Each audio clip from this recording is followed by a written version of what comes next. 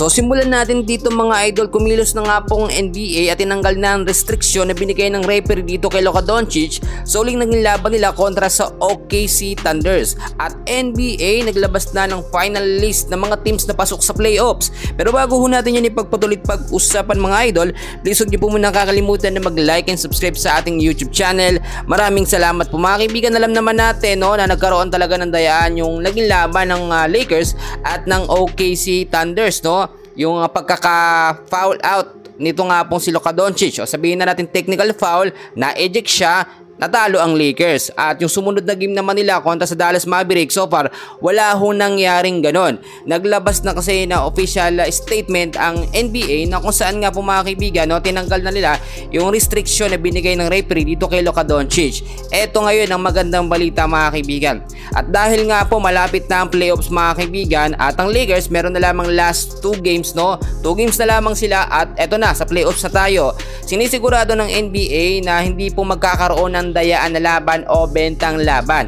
So papaano mga kaibigan, yung referee kasi na nakita natin na nagbigay ng technical foul dito nga kay Luka, no, as of now alam natin suspendido ito ayon na rin po sa ilang mga updates at papalitan na muna siya ng ibang referee.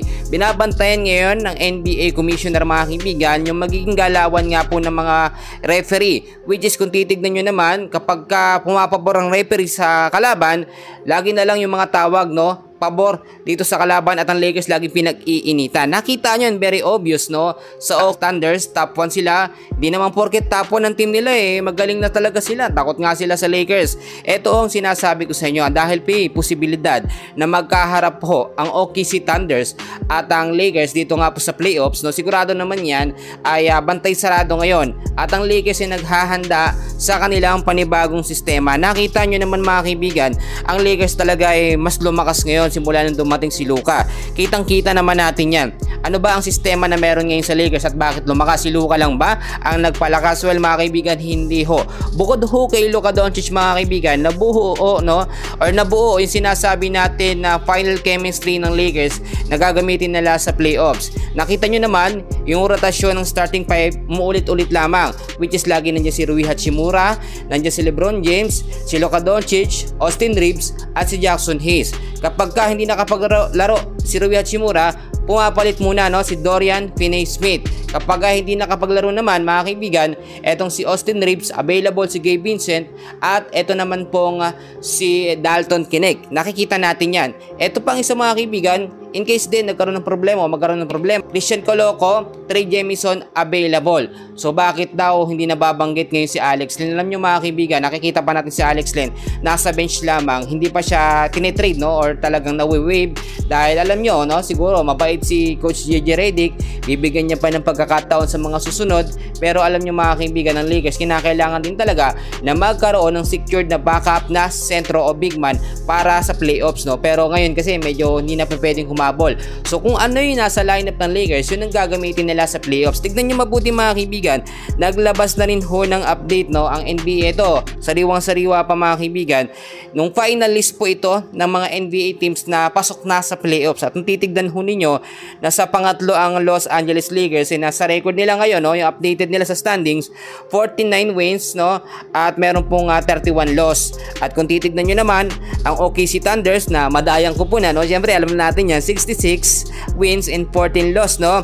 Yung Houston Rockets, 52 wins, 28 loss. At ang Houston Rockets ang next na makakalaban ng Los Angeles Lakers. Alam nyo mga kaibigan ko, etong Houston Rockets, alam natin malakas, pero yung sistema na meron ngayon sa Lakers, nakakasigurado tayo na kayang manalo ng Los Angeles Lakers. Ito pa mga kaibigan, hindi naman natin sinasabi na kinakampihan na ngayon ng NBA Commissioner eto nga pong Lakers, especially si Luka Doncic, no.